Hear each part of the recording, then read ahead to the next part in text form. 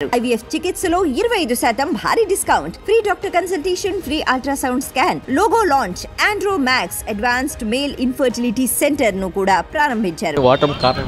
గెలిపోవటం సహజము, మాట్లాడటం సహజము, దాని గురించి ఏమీ పెద్ద ఇబ్బంది ఏం లేదు. He was crowd puller. ఆయన వస్తే రోడ్డు మీద సినిమా యాక్టర్ కన్నా జనం పిచ్చి పెట్టినట్టు పరిగెత్తారు. ఆయన వెనక కొన్ని కారణాలు ఉన్నాయి, ఆధారాలు లేని కారణాలు బయట పెట్టలేము. సమయం వచ్చినప్పుడు వస్తాయి అన్నీ. వైసీపీ పుంజుకునే అవకాశం పూర్తి స్థాయిలో ఉంది. వైసీపీ ఎక్కడ చచ్చిపోలేదు, పూర్తి స్థాయిలో వైసీపీ ఉంది. కష్టపడే కార్యకర్తలను గుర్తించాలి.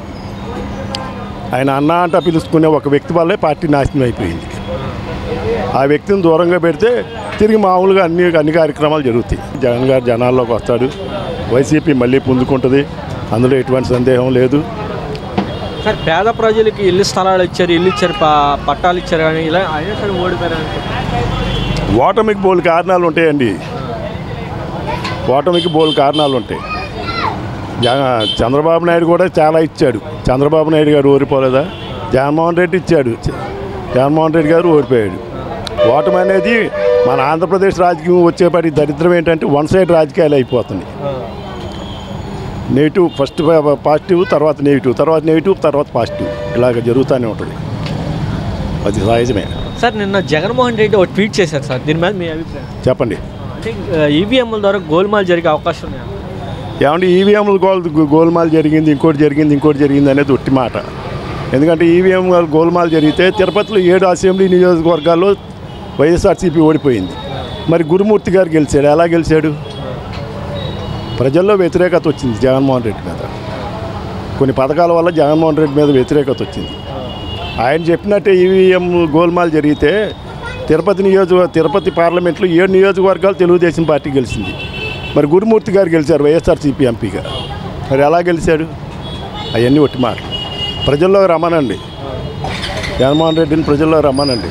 ఉన్నది 20 లక్షల ఓట్లే తేడా వాళ్ళకి, తెలుగుదేశం పార్టీకి, వైఎస్ఆర్సీపీకి. ప్రజల పక్షాన నుండి పోరాటం చేస్తే మళ్ళీ నాయకుడిగా నువ్వు మళ్ళీ ముఖ్యమంత్రిగా అయ్యే అవకాశాలు ఎక్కువగా మెండుగా ఉన్నాయి.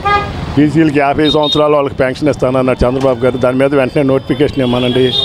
కొన్ని ఇప్పుడు తీసుకున్న సామాజిక పెన్షన్లు బోల్డ్ అంత మంది తప్పుగా తీసుకున్నారు పెన్షన్లు. వాళ్ళని ఎంక్వైరీ చేయమనండి.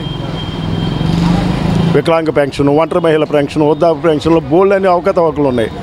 కొడుకులు ఎన్ఆర్ఐలు ఉన్నారు, ఇక్కడ తండ్రులు పెన్షన్ తీసుకుంటున్నారు. ప్రజాధనం బోల్డ్ వరద అవుతుంది. దాని మీద ఎంక్వైరీ కమిటీ వేయమనండి. ఊరినే డబ్బులు పనిచేయటం కాదు. జగన్మోహన్ రెడ్డి అయినా చంద్రబాబు నాయుడు అయినా ఎంక్వైరీ వేయమనండి. ఎంక్వైరీ చేసి నిజమైన అర్హులకి, ఎలిజిబుల్ పర్సన్స్కి పెన్షన్ ఇవ్వమనండి. ప్రాజెక్టు ఆలస్యతని కారణం చంద్రబాబు నాయుడు అని అమ్మటి రాంబాబు కాదు, వైసీపీ కారణం అని చంద్రబాబు నాయుడు చెప్తారు. ఈ దొంగల మాటలు మాట్లాడటం మానేసి ఇరు పార్టీ వాళ్ళు దాన్ని పూర్తి చేసే కార్యక్రమం చేపట్టి, తెలుగుదేశం వాడు వైసీపీ మీద, వైసీపీ వాడు తెలుగుదేశం మీద మానేసి దాన్ని పూర్తి చేసే కార్యక్రమం చేస్తే ప్రజలు మెచ్చుకుంటారు. ఎప్పుడో నేను చిన్నప్పటి నుంచి అంటానే ఉన్నా, పోలవరం అని. అన్నవరం వెళ్ళొచ్చా కానీ పోలవరం చూడలేకపోయి. అది జరిగే పనులు కాదు. చంద్రబాబు నాయుడు పూర్తి చేయడు, జగన్మోహన్ రెడ్డి పూర్తి చేయడు. ఊనే రాజకీయ ట్రెండ్ కొన్ని వాడుకోవడానికి అది ఉపయోగించుకుంటారు.